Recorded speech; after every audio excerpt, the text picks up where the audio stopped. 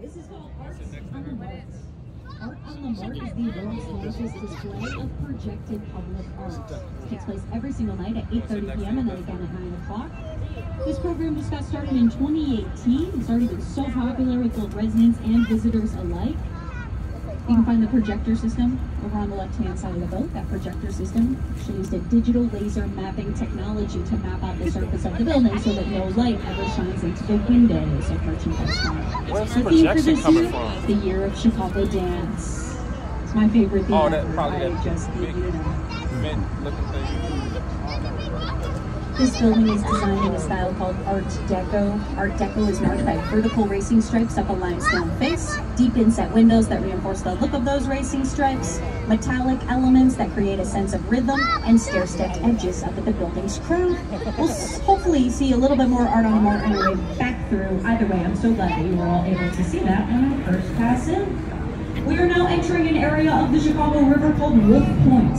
Wolf Point is where the three branches of the Chicago River converge. The main branch, which we have been traveling up so far, the north branch from this direction, and the south branch from down here. It's where we originally built the city of Chicago up around. Today, Wolf Point is some of our newest and the flashiest architecture.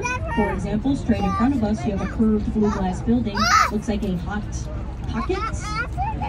This building is called River Point. It was completed in 2017, designed by Pickard Chilton, and that arch at the bottom is actually structural.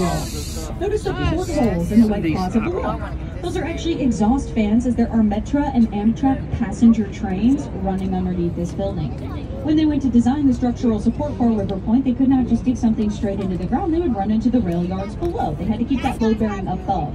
They decided on this parabolic arch design, which also serves as the rain gutter for the entire facade of the building. In front of River Point is a spiraling red sculpture. This spiraling red sculpture is called Constellation. It was designed by the world-famous Spanish architect Santiago Calatrava. This is the only Calatrava work that we have in Chicago. He designed a building that was supposed to go up here many years back called the Chicago Spire. The Chicago Spire was going to be over 2,000 feet tall. It would have been the tallest building in the Western Hemisphere. However, that project was killed by the 2008 financial crisis. But they had broken ground. Today, the Chicago Spire project is quite literally a giant hole in the ground near Navy Pier. Be careful, it's 76 feet deep. You can't fall in, it's all boarded up. The Great Chicago Spire. As we curve into the north branch of the Chicago River, you can see the oldest building of our tour coming into view, and that is this peachy kind of pink-colored building that will be on our left. This peachy pink building, it is called Fulton House. It was originally constructed in 1898. At that time, it did not look like this. It did not have any windows. You see, Fulton House was constructed as a cold storage warehouse for raw meats. Chicago has a very rich meat packing history. Had to come up with different ways to keep all those cuts cold so they wouldn't go bad before we could ship them out. One of the ways that we did that was by constructing these giant building-sized refrigerators in the middle of the downtown area, and then just stacking them stories and stories high with raw animal carcasses. It's a fabulous mental image for your Saturday evening. Fast forward to the late 1970s, and an architect named Harry Weiss, he decides he wants to convert Fulton House into 106 condominiums. Before he could do any construction on the building, he had to thaw it out for 3 whole months. And he had to haul out 500 semi-truckloads worth of cork and horsehair that had been used to insulate the walls of the building. Next, on the left, after Fulton House, this funky slanted white structure, these are the 4 River Cottages. This is a set of 4 unique townhomes completed in 1988. They represent a style of architecture called postmodernism. If modernism was the minimalist black box design of Ludwig Mies van der Rohe, this is its off-the-wall rebel child response of the 80s and 90s. Postmodernism is marked by wacky and whimsical design elements on the building's facade. 3 of the 4 original families still reside in their River Cottage today. They purchased their homes in 1989 for about $250,000. The 4th sold in 2015 for $2.25 million. Real estate along the Chicago River has changed significantly in the last 30 to 40 years, thanks in large part to the fact that the river has become more of a recreational waterway in that time than it ever was in all of our cities past. Now, Captain Nick is going to be turning the boat around here on the north branch of the Chicago River before we head back into Wolf Point to check out way more of the south branch of the Chicago River. At this time, we're going to take a really quick break. If our neighbors are probably not, also it's not going to help your photo too much at this point. The city of Chicago is home to 37 operational drawbridges. That is the most of any city in the United States. It is second in the world only to Amsterdam. This bridge, the Carroll Avenue Bridge, is a great example of our style of bridges. Our style is trunnion bascule, bascule being the French term for seesaw or teeter-totter, meaning the bridges open and close with a weight and counterweight technology. You can actually see the Carroll Avenue Bridge's counterweight exposed. It's a 3-to-1 ratio. The counterweight has to be 3 times as heavy as the leaf of the bridge. That bridge sticking up straight into the air, it was built in 1908. At that time, it was the longest and heaviest lift bridge in the entire world. It's a rail bridge, had train tracks running over it. That railroad is no longer operational, neither is the Carroll Avenue Bridge. However, the bridge is a historic landmark. We won't be knocking it down. Still open and close it just once a year, just to make sure that we still can. At each of the bridges, you will notice unique bridge houses. The bridge house is where the bridge tender goes up to operate the opening and the closing of the bridges. In Chicago's very early days, there was always a bridge tender up inside the bridge house in case a random tall ship came through. Random tall ship traffic is down, so we only send the bridge tender up into their bridge house, and there is a planned bridge opening. For example, in the spring and in the fall, they carve out time on Wednesday and Saturday mornings to open all of the bridges in succession so that people can bring their sailboats out from storage and into the marinas along the lake. The bridges open and close about 40 times per year on average. Coming up, straight in front of us, up and to the right, you have a reflective glass skyscraper. This one looks like a sharpened pencil sticking into the ground. This is 150 North Riverside. It was also completed in 2017. This one was designed by the firm Gatch Partners. They had the river on one side of their plot and the railroad tracks on the other. Plus, when you construct new buildings on the banks of the Chicago River, you have to include a 30-foot setback for an open-air public plaza. Trying to keep the riverfront as open to the public as possible. All of this together left Gatch Partners with an area of space only 39 feet wide upon which they could construct the base of the building. The base only uses 20% of the site. It's like a Barbie doll's shoulders to waist ratio. It's physically impossible, and yet, how does this building stand upright? It is supported by a series of 16 structural support beams called caissons. Caissons are giant steel and concrete beams. In this case, they are about 12 feet in diameter. They run from the bedrock, which here in Chicago is 160 feet below ground, all the way up to the very, very top of the building. Everything else just hangs off that center spine. Chicago is built on a swamp. We have to dig very far into the earth to reach the bedrock. Here in this spot, it is 160 feet down. For comparison, it's only about 18 feet to the bedrock below Times Square. Next, on the right is the Boeing headquarters. A super fun place to work over the last few years. Sometimes I think about cutting a joke, but then something happens at Boeing that just keeps it fresh. Never has that been more true than the last 2 weeks. About 2 weeks ago, Boeing announced they're leaving Chicago. They're moving out of this building. They're heading to Washington, D.C. That's okay. This building was not constructed for Boeing. It was constructed to be the headquarters for the Morton Salt Company. Morton has since moved over into the Hot Pocket Shake River Point building, and Boeing moved in here from Seattle.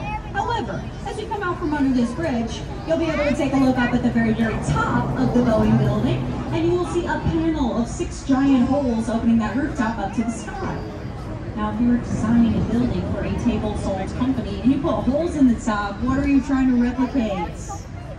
A salt shaker. I used to say, those are the kind of details you might leave Seattle over. Holes in the roof. Now I have to say, those are the kind of details you might leave Chicago over. Holes in the roof. The tour is a living document. We are now headed into what I like to call Art Deco Canyon. There will be Art Deco on both sides of the boat. It gives you a feel for the opulence and the optimism of the style, which was popularized in the roaring 1920s in the United States in the Jazz Age. Coming up on the right is 2 Riverside Plaza, originally the Chicago Daily News Building. The Chicago Daily News Building was completed in 1929, and it was the first building in our city constructed facing the water of the river. Unfortunately, for many, many years, this water was super polluted. It's just shipping barges trying to make their way through the sludge. People did not want to see what was going on down here. Most buildings went up with their backs to the water. The architects here, they were like, hey, maybe one day they're going to clean that water up. Maybe we're going to want to watch the boats go by. Now they have that fabulous open-air plaza to enjoy because of their foresight. Now this next series of buildings on the right-hand side of the boat, it is a great example of how architecture evolved in the United States throughout the 20th century. How did we go from the over-the-top fanciful detailing of Art Deco in the 20s and early 30s to the very simple minimalism of modernism in the 50s and 60s? It is important to remember what happened to the United States economy in 1929. Stock market crash, ensuing Great Depression, quick entrance into World War II thereafter. All of these things left a giant gap in American construction. We put up almost no commercial office buildings from about 1934 until about 1957. When they finally did return attention and resources to construction, the designers have totally different priorities than their predecessors. They're children of the Great Depression. They're thrifty and frugal. They just want to get these buildings up quickly and cost effectively so we can focus on the business that would take place inside. These twin black box buildings on our right, this is Gateway Center 1 and 2, completed in 1965 and 1967. As we moved into the 1970s, things loosened up a little bit. Instead of just designing black box buildings, we started to design gray box buildings, brown box buildings, and white box buildings, like Gateway Center number 3, completed in 1971. White box buildings, gray box buildings, or occasional red box building. These represent a style of architecture called International Style. International Style is super easy to remember. You can pick that building up and put it anywhere in the world in that time and it would still make sense, not in conversation with its location whatsoever. It was not until the 80s and 90s that we saw those really creative styles emerge again, like the wacky and whimsical postmodernism, or the site-specific contextualism, like Gateway Center number 4, which is the curved green glass building coming up on our right. That curve mimics the curve of the Chicago River below, and there is a pitched facade to the green glass windows. This creates a rippled reflection, makes it look as though we just pulled that building up from the bottom of the water. Makes the most sense right where it is located on the banks of the Chicago River. It was completed in 1983. Gateway Center 1 through 4 were all designed by the firm Skidmore, Owings & Merrill throughout the 20th century. A little bit closer to us on the right, you have a smaller black box building. This one has big X's on its side. This is the former Chicago Commodities Exchange Center. Those crisscrossing trusses, they are load-bearing. They put the entire weight of the structure on its outside skeleton. This means you don't have to leave any space inside for big structural support pillars. This design style is perfect for something where you want to have a big open space inside, like a commodities trading floor. This design style made its world debut in Chicago, not with this building, but with the completion of the John Hancock Center over on Michigan Avenue. The John Hancock Center also features an X bracing on its outside skeleton, and it is load-bearing in that case as well. Back over on the left, you have another great example of black box style modernism coming into view. Up ahead, that is 300 South Wacker, and it was actually not included on our tours for many years. See, we already had so many great examples of modernism to show you. Didn't really need another one. This building's not facing the river. They got left out. Well, they got very tired of being left out. So in 2014, they put a map on themselves. They put themselves on the map. This mural, it is a map of the Chicago River. That red Lego piece looking thing up at the top, that marks you are here. Blows my mind how one simple work of art transforms this entire building into something unforgettable on our skyline, something that everybody talks about. I say simple work of art, but it did cost them $850,000 to paint this. Speaking of things that everybody talks about, back over on the right, we have another giant limestone building coming into view. This one might look familiar to you as the Gotham City Bank, robbed by the Joker at the beginning of The Dark Knight. This is the old Chicago Post Office. The old Chicago Post Office was completed in 1932. At that time, it was the largest post office in the entire world. You might be thinking, hey Courtney, what do you guys do to such a big post office? It's important to remember that Chicago was the headquarter location of many different mail-order catalog companies. Sears Roebuck, Montgomery Ward. I know you might be thinking, do you really need 2.1 million square feet space for a bunch of catalogs? Sears Roebuck and Montgomery Ward were selling industrial farm equipment and prefabricated houses. We did need a very large post office. This building was constructed with a giant hole in the middle to accommodate the interstate highway system that runs right through. The interstate highway system was not constructed until 20 years after the building went up. Reflects a great deal of foresight about the popularity of the automobile. This was our city's post office until the 1990s. At that time, mail order catalogs had decreased in popularity. We didn't need such a big post office. We built a smaller one next door. This building sat empty until 2016, when it was purchased by developers who have now funneled over $900 million into its renovation.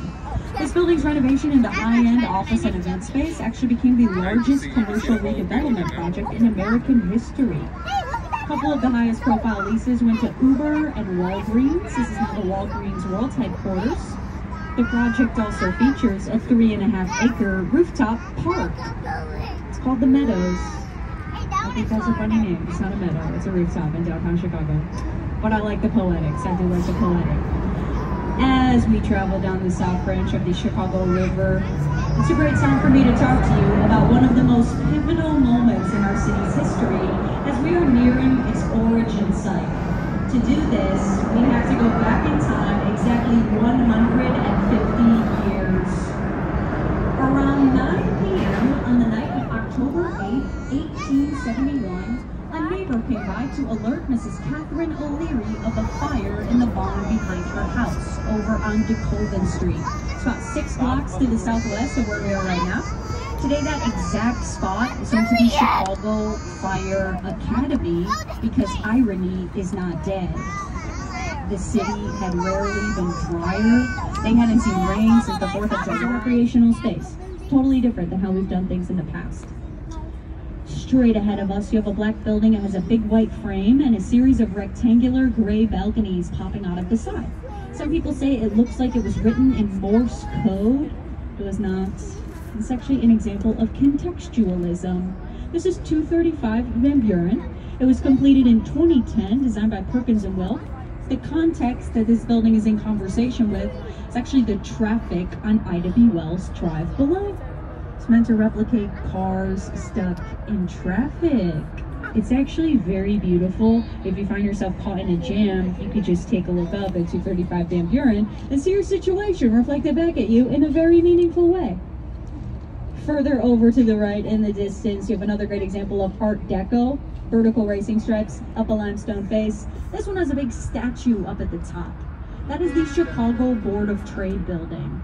The Chicago Board of Trade building was completed in 1930. At that time, it was the tallest in our city. That statue up at the top, that is Ceres, the Roman goddess of grain and agriculture. Ceres is on top of our Board of Trade because for most of our past, we have traded in agricultural futures, in grain futures. This building may also look familiar to you as Wayne Enterprises from Batman Begins. Straight ahead of us, you have a peachy, kind of coral-colored building with a big crown lit up at the top. This is 311 South Wacker. 311 South Wacker was completed in 1990. At that time, the crown was lit by 1,800 super bright fluorescent light bulbs. We have since switched over to LED. We have also learned that we have to turn the bulbs down in brightness during certain bird migration seasons. You see, when migrating birds first came through, they actually mistook that crown for the moon. They got super lost. We felt super bad. So now when we know that the birds are coming through, just turn the lights down, stay out of the entire situation. Directly behind that, you have the tallest of the tallest building in the city of Chicago. This is the Willis Tower. The Willis Tower, which is commonly referred to by its original name, which is the Sears Tower. Clocks in at 1,451 feet tall, or 442 meters. This was the tallest building on the planet when it was completed back in 1974. Pretty crazy, it remained the tallest building in the world for almost 25 years, until the completion of the Petronas Towers in Kuala Lumpur, unseated in 1998. Very long time to hold that title. This was the tallest building in the United States until 2014 with the completion of One World Trade Center in New York City. I'm going to say something to all of you that has never ever gotten me a second date, and that is, I want to talk to you about skyscraper antennas. I think they're rad. I think they're totally bewitching. You see, the two antennas on top of the Willis Tower, although they are very tall, they're almost 29 stories tall. They actually do not get to count toward the building's official height. They are considered to be purely utilitarian. Counter that with the spike on top of One World Trade Center. That is not called an antenna at all. That is called a spire. A spire is a decorative design choice. It is considered to be inherent to the building's overall design. Would not be One World Trade Center if the spire was not there. Therefore, it does get to count for the building's official height. The fact of the matter is, the roof of the Willis Tower is 83 feet higher than the roof of One World Trade Center. So you know, they got us on a technicality with that one, but we definitely don't have an inferiority complex about it, if that was what you were thinking.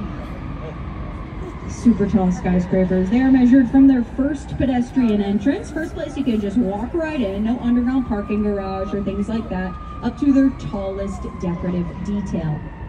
As we come back around the map building, you will be able to take a look up at the top of this building one more time. You'll see 5 glass boxes lit up at the top, jutting out into the sky. Those glass boxes, that is Sky Deck, the ledge, the observation deck up at the top of the Willis. Up on the ledge, you can step out onto a glass floor. You have glass walls on all 3 sides of you, and you can feel as though you are floating over 1,200 feet in the air above downtown Chicago. From time to time, they've hosted yoga classes and events up on the ledge for people with a really warped sense of what is relaxing. 2 people throughout history have successfully scaled to the outside of the Willis Tower, bottom to top. First was an American man in the 1980s. He was wearing a homemade Spider-Man suit, of course. He used suction cups to get up to the top. History calls him Spider Dan. Second was a Frenchman in the 1990s. He used nothing but his bare hands and toes. The Willis Tower's overall design is what offsets the sway of the winds. You will notice that this building is not one single column flying toward the sky, but rather a group of 9 columns bundled together that rise to various heights. Only 2 of the building's 9 columns reach its full height of 110 stories. It is rumored that the architects at Skidmore, Owings & Merrill, led by Chief Engineer Dr. Fazlur Khan of Bangladesh, they were planning with cigarettes when they came up with this design idea. They noticed that if you just stack one cigarette directly on top of another one, that will bend or sway in the wind. However, if you group a few cigarettes together at the bottom and have the structure get slimmer as it rises toward the top, then you have a much more solid base to stand on. That technology is very simply called bundled columns, sometimes called bundled tubes, and it is also how the Burj Khalifa offsets the sway of the wind in Dubai. That being said, on a very, very windy day, the Willis Tower can still safely sway up to 18 inches in any direction. 18 inches is enough to slosh the water out of the toilet bowls, so I'm not really sure it's so safe about all of this. Not to drop the antenna point too far home. Before the record, the 2 antennas on top of the Willis Tower are about the same height as the Blackhawks building over on the left-hand side of our boat. It's the flashiest moment of this tour. Just kidding, we got fireworks, thank God. Underneath that building, passenger trains, Metro trains, Amtrak trains, the railroad companies, they own the land that their tracks are on. They also own the air above them as far as the eye can see. That's the legalese, as far as the eye can see. When you construct on top of that, as so many buildings in Chicago have done, you have to make annual lease payments to the railroad company for the air. That contract is called air rights. 2 Riverside Plaza was the first building in our city constructed on an air rights contract. That was back in 1929. Still construct on these contracts today. Back here in Art Deco Canyon, this time the Civic Opera Building is on the right-hand side of the boat. The Civic Opera Building is also from 1929. It is the permanent home of the Lyric Opera Company. The entire building is shaped like a throne or an armchair, which is very strategically and very purposefully facing west, away from New York City. Again, inferiority complex, don't be silly. I'm very often asked about the lettering on the side of this building. They did not spell it wrong. They just decided to spell it in Latin, just for fun, just for aesthetics. The Latin alphabet does not contain the letter U. This lettering was just added in the last 40 years or so. It's actually not part of the building's original design. Next On the right is one of the most recently completed skyscrapers of our tour, and this is the Bank of America building from November of 2020. The Bank of America building was designed by Gatch Partners, which is the same firm that designed the sharp and pencil-shaped 150 North Riverside right across the water. Jim Gatch, chief architect, he has been quoted saying it's more important how a skyscraper touches the ground than how it touches the sky. And we definitely see that mentality at play in his two riverfront designs. Because of the timing of this building, it also features pandemic-friendly technology. They were able to go back and add in walk-through temperature scanners, upgraded air filtration systems, antimicrobial cladding on all of the glass doors, and a smartphone app that will call an elevator to your desired floor without you having to touch a thing. It's part of a whole wave of post-pandemic architectural technology. There's a building going up in the Fulton Market neighborhood of Chicago with the world's first foot-operated elevator. The future is now. Back over to 150 North Riverside, sharp and pencil-shaped building.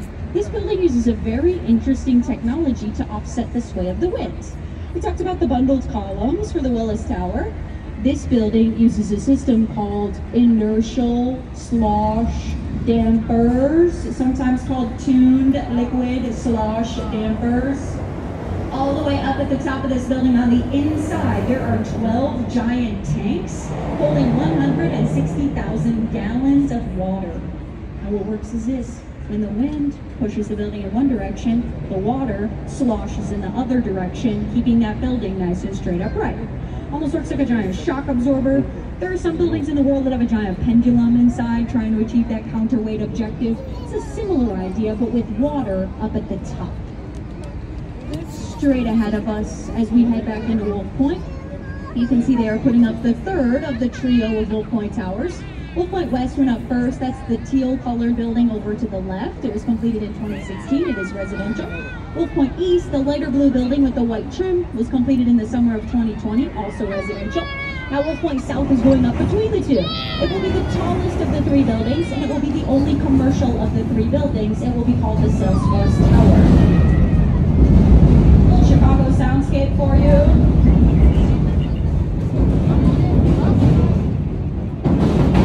Kind of interesting, this piece of land that these three buildings are on in front of us, it's actually owned by the Kennedy family, the family of President John F. Kennedy. His father, Joseph P. Kennedy, purchased this piece of land along with Merchandise Mart back in 1945. The family sold Merchandise Mart in 1998, but they did maintain ownership of that piece of land there. Building revenue from owning Merchandise Mart was a main source of income for the Kennedys throughout the 20th century. Over on the right, 333 West Wacker, or the Nuveen building. If you have a very strong attention to detail, it is also Ferris Bueller's dad's office building.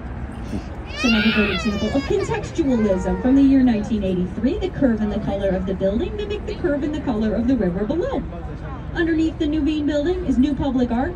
This is called The People in Your Neighborhood. These are all real Chicagoans. CTA drivers, postal service workers, tamale vendors, bartenders, writers.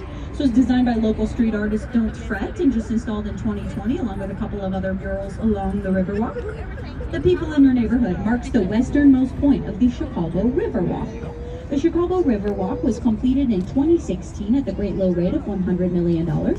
It spans 1.25 miles. It can get you from here at Wolf Point all the way out to Lake Michigan along the south bank of the Chicago River of the main branch. It's divided into distinct sections at each of the bridges, each with their own personality and function. My favorite work of public art on the Riverwalk is Evermore. Again, this takes place every single night, so if you do have an interest in catching the entire show, you can do so tomorrow if you're still in town. 8:30 p.m. and then again at 9 o'clock. Again, this program just got started in 2018 and has been super helpful. The fish hotels attract wildlife to build their habitat. You can fish, do not eat what you catch. Ahead of us, on the right, you have a highly reflective blue glass building. This one has channels cut into its base that create these sky-high patios. This is 111 West Wacker. 111 West Wacker is a purely residential tower from 2014. It is designed in a style called sliced minimalism. Sliced minimalism is a next generation contemporary style. What does that mean? means you should come back on this tour in 25 years, and it will be led by one of my children who will tell you how slice minimalism fits into the American historical context of the 2010s, which we all have not finished making sense of just yet. Right after 111 West Wacker is 77 West Wacker. That is the building that looks like a Greek or a Roman temple. 77 West Wacker was completed in 1992, designed by a Spanish architect named Ricardo Bofill. For a time, it was the world's headquarters for United Airlines until United Airlines moved into the Willis Tower in 2012. Right next door to that is my personal favorite building of this tour, the short, stout, concrete 55 West Wacker. 55 West Wacker is designed in a style called brutalism.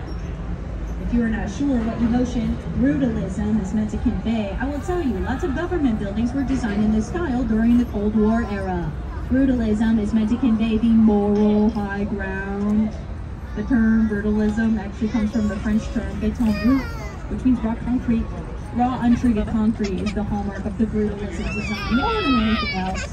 This building was constructed to be the Blue Cross Blue Shield of Illinois headquarters. They have since moved out. Today it's commercial office space and apartments. You could live there if you wish to do so. Not me, too close to work. Way ahead in the distance, you can see a forest green colored building with a golden top. This green and gold building is the Carbide and Carbon building. The Carbide and Carbon building, very famous on our skyline. It was completed in 1929. It was designed by the Burnham Brothers firm, two sons of World's Fair chief architect Daniel Burnham. They were working on this bad boy at the height of Prohibition, or the era in the United States when alcohol was illegal. Now, I don't know about all of you, but when I am told that I cannot have something, I'll think about that thing a lot.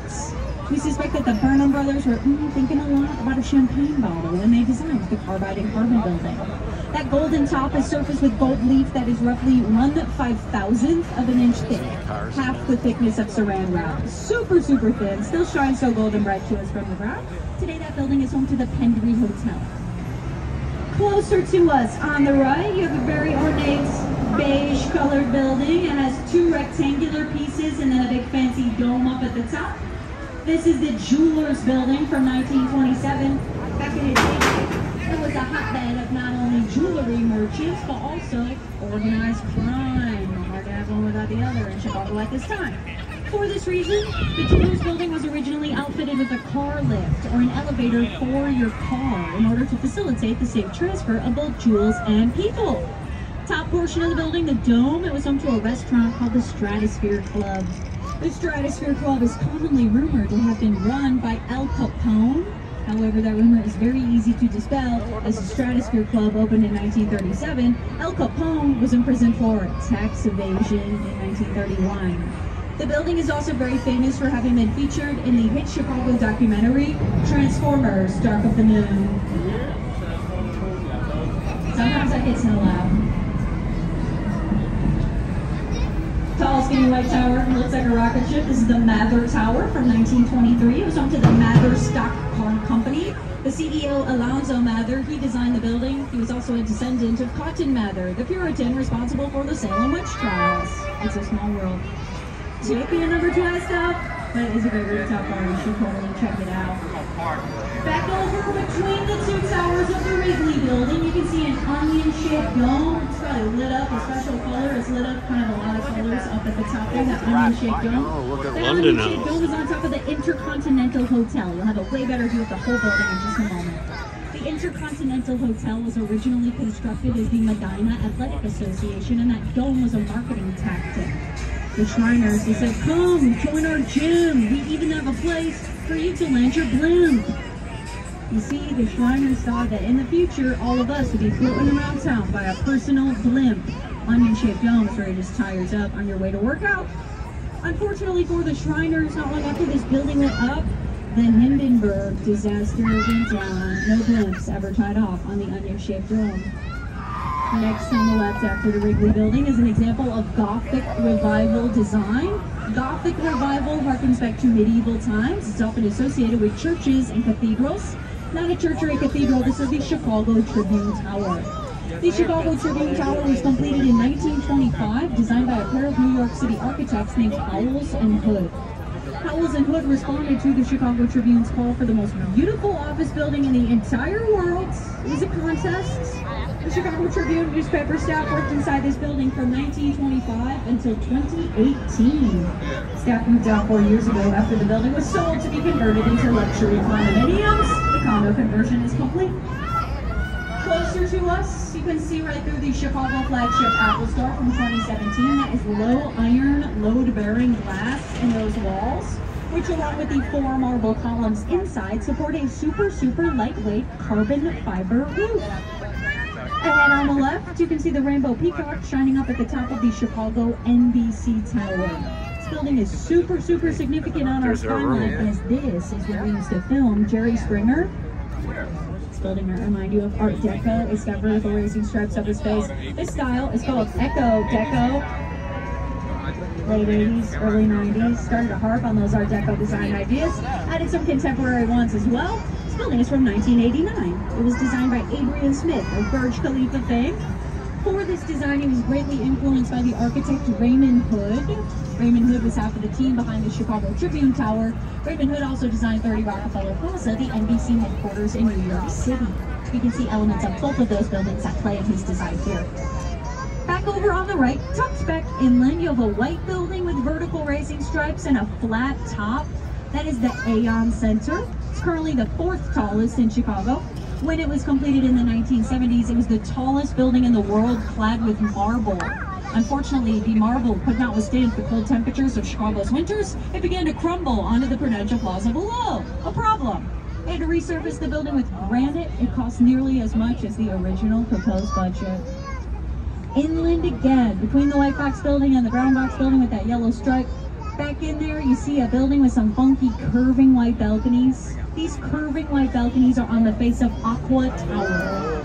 Aqua Tower was completed in 2010, designed by Studio Gang. It is hotel and residential. Each of those curving white balconies is entirely mathematically unique. No 2 of them are the same. This does a couple things. Number 1, it cuts the wind, makes the balconies more comfortable in temperature for more months of the year. Those mathematically unique balconies also allow you to lean over and talk to your upstairs and downstairs neighbors. Tiny little people leaning around and talking to their friends are featured in all of the